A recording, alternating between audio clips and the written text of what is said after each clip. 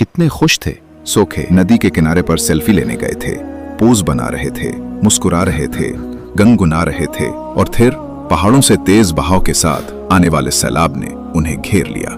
जब पानी छड़ने लगा तो सब एक दूसरे के पास से चिमटने लगे, एक दूसरे का हाथ पकड़ने लगे, एक दूसरे को बचाने की कोशिश करते रहे, लेकिन पानी ने एक एक करके उनके अपनों को उनसे छीनना शुरू कर दिया।